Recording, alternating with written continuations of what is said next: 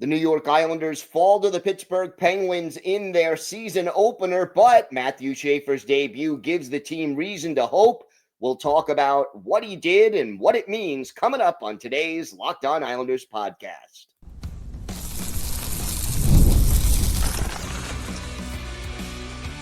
Your Locked On Islanders, your daily podcast on the New York Islanders. Part of the Locked On Podcast Network, your team every day. Welcome, everybody, to the Friday edition of the Locked On Islanders podcast, part of the Locked On Podcast Network, your team every day. I want to thank everyone who makes Locked On Islanders your first listen every day. Don't forget to subscribe on YouTube or wherever you listen to podcasts so you never miss an episode. Today's episode is brought to you by FanDuel. Download the FanDuel app now by visiting FanDuel.com and win $300 in bonus bets if your first $5 bet wins. I'm Gil Martin. I've been covering the New York Islanders for almost 2 decades, and I wrote the book Ice Wars on the history of the Islanders' rivalry with the Rangers from 1972 to the modern era. So glad you could join us today to talk a little Islanders hockey, and we have got a lot to get to. Islanders hockey is back. The Islanders fall to the Penguins 4-3 in regulation, but some real differences that we saw on the ice and some familiar problems. We're going to break all of that down. We'll have our hero and GOAT of the game, and we'll look ahead to Saturday's home opener against the Washington Capitals. So a lot to discuss on today's show. First off, let's just say this. Great to have Islanders hockey back. The big story from a New York Islanders perspective has to be the NHL debut of Matthew Schaefer. The 18-year-old rookie basically playing for the very first time in the NHL in a game that counts. And I think he did rather well. He had an assist in his NHL debut. He was a +1. He had 1 shot on goal and was on the ice for a little less than 17 minutes, 16 minutes, 45 seconds. I think he offensively showed he was, definitely belongs on this team right now. And that part of it was encouraging. You want to see him out there. He played 1 shift on the power play, so he had 30 seconds of power play time. Again, looked like he knew exactly what he needed to do. Defensively, yeah, we saw some mistakes, as we kind of knew we would, but overall, Schaefer looked at times like a rookie, but more often than that, looked like somebody who really belonged in the NHL. And just, I think it's encouraging to see that emotionally, this moment wasn't too big for him.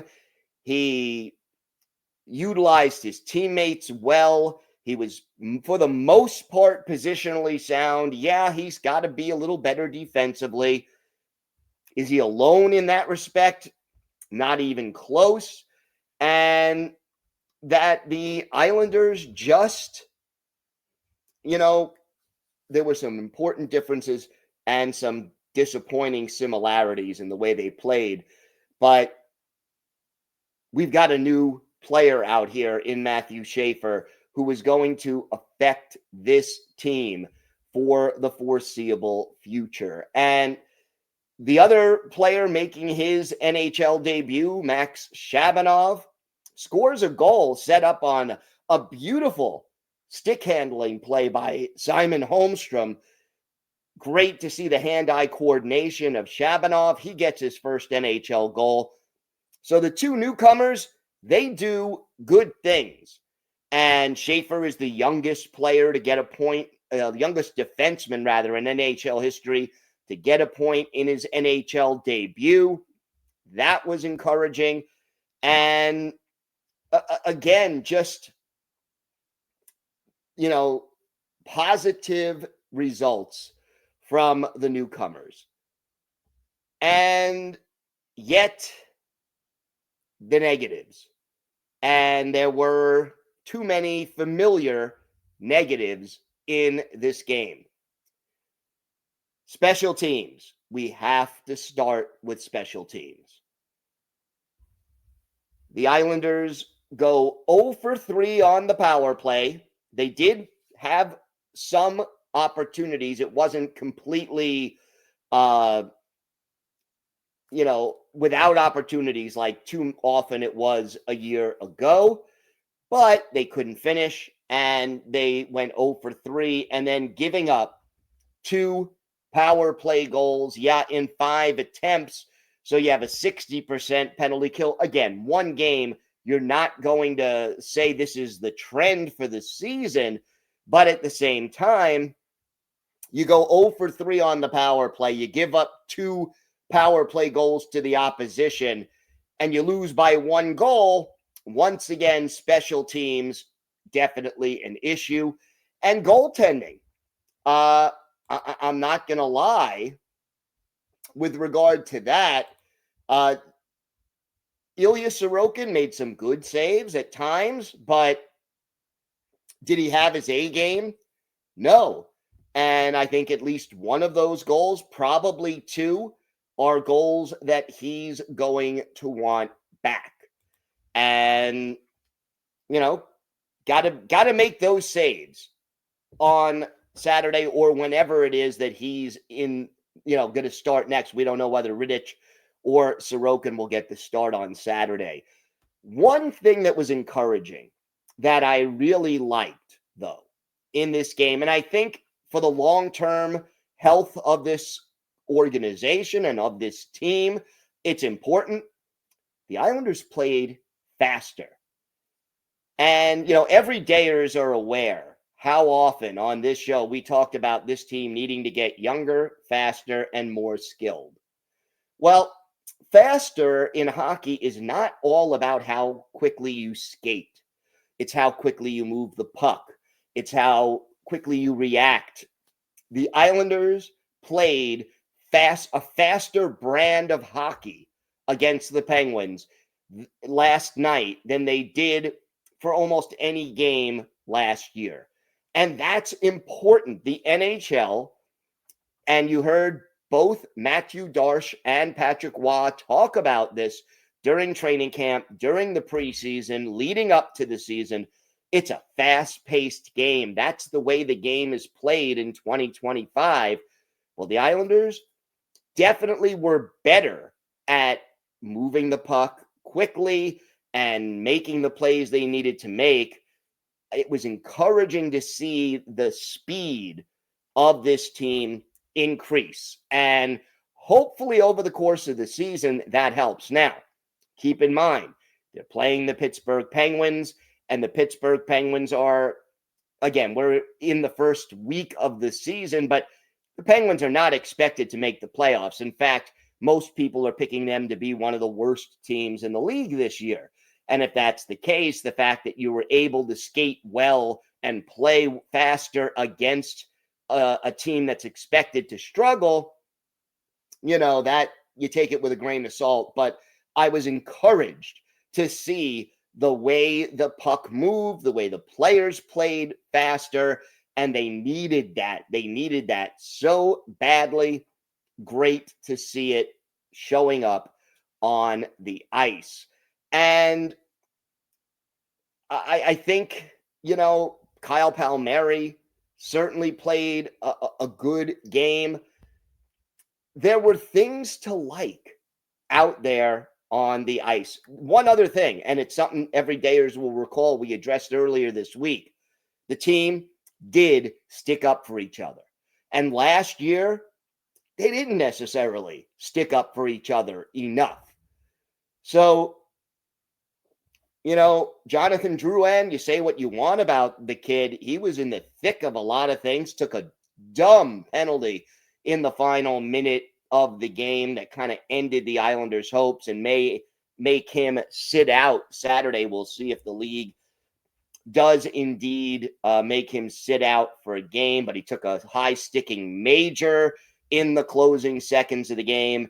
and can't do that. But I think what I liked about this performance was more than what I didn't like, as far as the differences that I saw between last year's team and this year's team.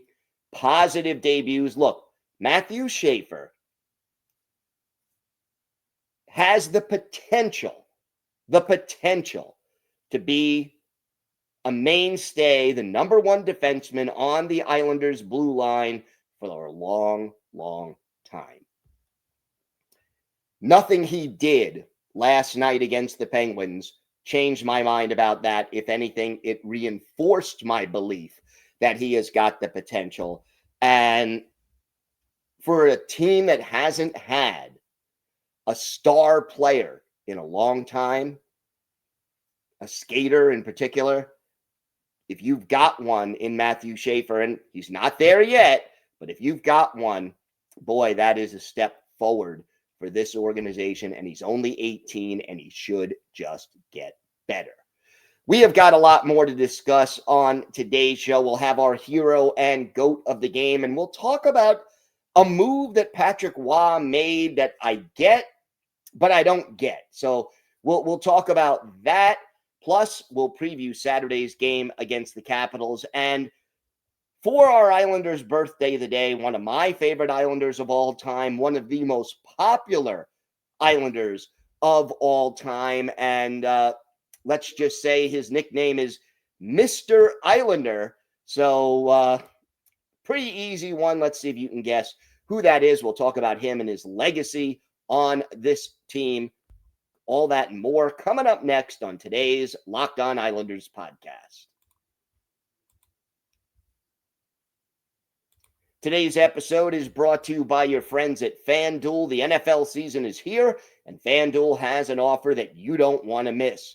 Right now, new customers can bet just $5, and if your first $5 bet wins, you'll get $300 in bonus bets. That's right. Pick a bet, put down $5, and if it hits, you'll unlock $300 in bonus bets to use across the app.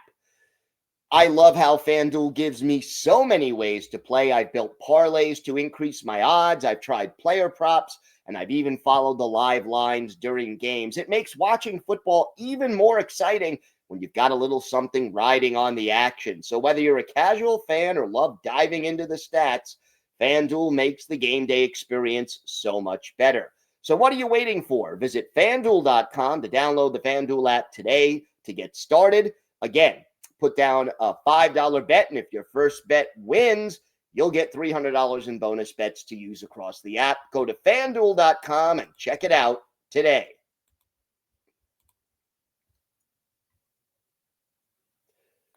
So let's talk about something that Patrick Roy did late in this game that I really don't get. And you're down by a goal. You've got a power play. You pull your goalie. But you had Bo Horvat. You had Kyle Palmieri out there for about a 3 or 4 minute shift at the end of the game. And look, I get it. You want your most productive, best scorers out there. Fine. You've got a timeout. You've got enough time. There were enough whistles in there, 1 or 2 whistles, that you could have changed the line combinations at some point during that 4-minute period. Because, yeah, I get it. You want your best offensive players on the ice as much of the last 3-4 minutes of a game as possible when you're down by a goal. But the flip side is that if you leave a guy out there too long, he gets tired and he's less effective. And I think Roy went a little too far in the other direction of leaving these guys out there on the ice. So if you're looking at the last 4 minutes of the game and you tell me, yeah, I want Bo Horvat, Kyle Palmieri, and Matthew Barzal out there for 3 minutes of the 4 minutes, or even a little more, 3 minutes, 10 seconds, 15 seconds, whatever. I can live with that. But to leave them out there as long as they were reduces their effectiveness, and it almost gives the opposition a little bit of an advantage. So does that speak to the lack of confidence that Patrick Roy has in the offensive scoring depth of this team? Maybe it does. And you needed, Horvat had a chance to tie it. Drouin had a chance to tie it late. Couldn't finish. The Islanders outshot the Penguins. You had your 37 shots on goal for the Islanders. And 7 for Horvat, 8 for Palmieri. No doubt about it that, those two guys were hot and they were getting chances. But I just don't understand leaving them out there for the entire 3:56 or 4 minutes or whatever it actually ended up being in this game. So we'll see. I was disappointed. I think it was a tactical mistake on the part of the coaching staff. But again, you took a gamble. It didn't quite pay off. Hero and GOAT of the game. Hero of the game is a tough one. I could be sentimental and go with either Shabanov or Schaefer making their debuts. But if I'm basing it on what really happened on the ice, I'm going with Kyle Palmieri, who, again, had 8 shots on goal, scored a goal, and played really well. GOAT, I can go Sorokin, who, like I said, let in a couple of goals that he probably would want back. I could go with Scott Mayfield, who was badly out of position on the game-winning goal. Although, again, was it only Mayfield's fault? No. But I got to go with special teams. Again, 0 for 3 on the power play. You give up 2 power play goals in 5 shorthanded opportunities. Ultimately, that's the difference in this game. Yeah, some guys made mistakes. The other team gets paid too. You're going to make your share of errors. But ultimately, when you lose on the road by 1 goal and you go 0 for 3 on the power play and give up 2 power play goals and 5 chances for the other team, that's the difference in this hockey game. And the Islanders allegedly spent more time in training camp working on special teams. We know they needed to work on special teams. They were 31st in the NHL last year on the power play and 31st on the penalty kill. And keep in mind, they were last, 32nd or dead last for much of the season, and then kind of managed to squeak out of last place in the last, let's say, 6 weeks of the season last year. But, new coaches, if they don't get that straightened out, remember, every dayers, we talked about this team's ceiling being, okay, like the last few years, you sneak into the playoffs as a wild card team, and then you see what happens. You are not making the playoffs unless your special teams are at least in the average or maybe even slightly below average range. But, if you're going to be 31st again on the power play and 31st again on the PK, you're not winning these close games because there will be a lot of other games like this. So I like the fact that the Islanders' 3 goals were all scored by players either making their NHL debut or, Islanders debut. You had contributions, at least, from Drouin, had a goal, didn't like, the way he handled himself overall in the game at all times, but Drouin scores, Shabanov scores, Schaefer has an assist. I like what I saw from Holmstrom as far as that beautiful stick handling play he made. Matthew Barzal, by the way, gotta say, Barzy looked good out there.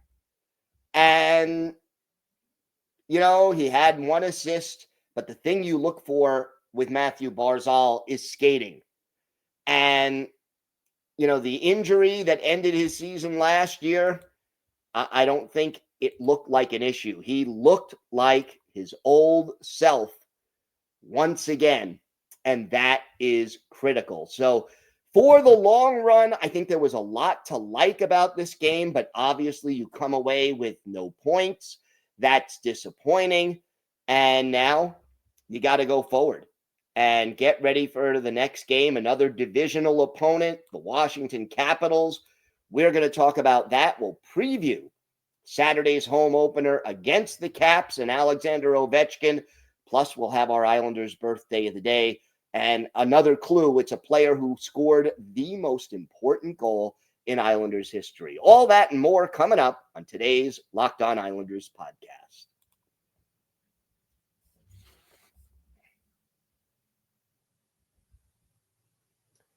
So the Islanders return to the ice on Saturday. And it's a 7 o'clock Eastern time start. It is the home opener. And that is encouraging as well as fans get to see the team in person again for the first time since April. And as I mentioned, they will be going up against the Washington Capitals. The Capitals opened up their season on Wednesday in Boston, ended up losing that game by a score of 3-1. Yeah, there was an empty netter at the end, but Washington supposed to be one of the top 3 teams in the Metro this year. So they're going to be looking to bounce back and even up their record, as will the Islanders. The line combinations for the Capitals: Dylan Strome, Alex Ovechkin, and Alexei Protas. That's the top line. Pierre-Luc Dubois, Connor McMichael, and Tom Wilson are the second trio. Hendrix Lapierre, Anthony Beauvillier, the former Islander, and Ryan Leonard are the third line. And then you have Nick Dowd, Brandon Duhaime, and Justin Sourdeef on the fourth line. Martin Fehervary and John Carlson are the top defensive pair. Trevor Van Riemsdyk and Jacob Chychrun, the middle pair on the blue line. And then you have Rasmus Sandin paired up with Matt Roy on the third defensive pair. And again, for the goaltenders, you've got Logan Thompson, who did get the start in the season opener, and Charlie Lindgren. We'll see whether or not, which one of them rather gets the call. Does Thompson, because they had a couple of days off in the middle, get to go, or do they go with the backup Lindgren? Dylan McElrath, by the way, day to day with an injury. We'll see if he is ready to come back. Obviously, the Islanders have to be aware of Alex Ovechkin setting up in his office. Dylan Strome, a good passer and setup man, and Tom Wilson, who is always a thorn in the side of the New York Islanders, somebody Islander fans do not love, and he scored the goal for the Capitals in their season opener and in the 3-1 loss. Always got to keep an eye on him. He had 5 hits in the game. So, just keep your eyes open, I guess, is the way I would put it. And again, for the Islanders, you want to win this game. Special teams have got to be better. And let's hope that they can do that. And, you don't want to start the season 0-2. You want to go out there and play well. This will be Matthew Schaefer's first game in front of the home fans. So the fans will be excited. I'm sure Schaefer will be pumped. And you start the season 1-1. I think, that's how you stay in the race. And hopefully this team can bounce back, play well, and get the job done against the Capitals Saturday night. Again, 7 o'clock Eastern time. And we are looking forward to that for sure. Time now for our Islanders birthday of the day. And today is the 73rd birthday of former Islanders winger Bob Nystrom. Nystrom, born in Stockholm, Sweden, a third-round pick of the Islanders in 1972, played 11 games for the Isles in that expansion season, had a goal and an assist in those 11 games, became a full-time NHLer in 73-74, scored his first 20-goal season. That year had a career-high 30 in 77-78. Played his entire NHL career with the Islanders, playing through the 85-86 season, played in exactly 900 regular season games, 235 goals, 513 points, 1,248 penalty minutes, add 39 goals and 83 points in 157 playoff games. And look, Bob Nystrom scored the most memorable and the most important goal in Islanders history, Game 6, 1980 Stanley Cup final at the Coliseum against the Flyers, and Nystrom scores the overtime game winner. But that's not the game we're going to look at today. We're going to go back to May 3rd, 1979, Game 4 of the Stanley Cup semifinal series between the Islanders and the Rangers at Madison Square Garden. Rangers up in the series 2-1. It's Billy Smith and John Davidson in goal in a classic matchup. After a scoreless first period, the teams trade goals. Don Maloney for the Rangers, John Tonelli for the Islanders. Billy Harris puts the Islanders up 2-1 early in the third, but Don Maloney answers for the Rangers, and this game goes to overtime. And 3 minutes and 40 seconds into the extra session, our Islanders' birthday of the day, Bob Nystrom, scores the game winner. Clark Gillies took a shot. John Davidson got a piece of it. It went high up in the air behind Davidson, and Nystrom was the first player to pounce on that puck. And when he did, he put it into the empty net, tied the series at 2 games apiece.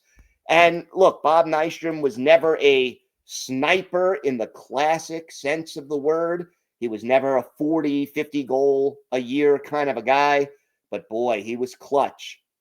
And coming up with this overtime game winner was huge, and it evened the series at 2 games apiece. Bob Nystrom also so involved in the Islanders community. He still lives on Long Island and has always been generous with his time, with the fans, and great to talk to him.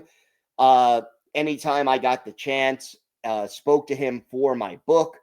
And again, just a part of the fabric of the Long Island community, nicknamed Mr. Islander because of just the kind of player he was, hardworking, digging pucks out of the corners, scoring in the clutch, responsible defensively, physical when he needed to be.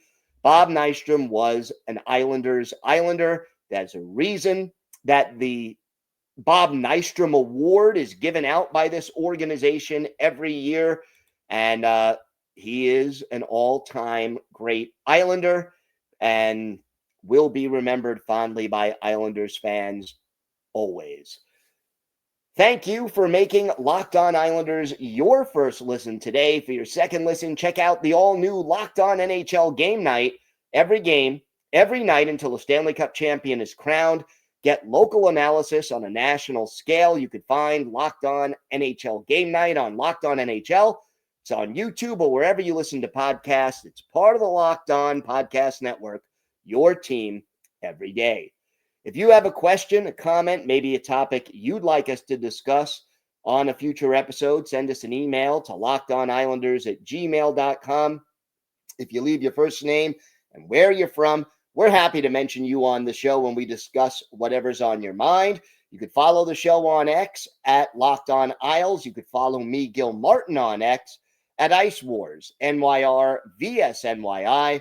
We'll keep you up to date on all things Islanders all year long, and I am live tweeting during nearly every Islanders home and road game. So join me for some instant insight and analysis. And it's great to talk a little Islanders hockey with you, game time or anytime. Everydayers, I will be back on Monday. We will have our key takeaways from Saturday's game against the Capitals. The home opener should be very exciting. And we will preview Monday afternoon's Columbus Day matinee. So getting those matinees going already. It's a 1 o'clock Eastern time start Monday against the Winnipeg Jets. So make sure you join us for that. Until then, have a great weekend, everybody. So happy that Islanders hockey is back. And I think there are reasons for optimism, even if the team fell short in the season opener. Have a great weekend. Stay safe. And of course, let's go Islanders.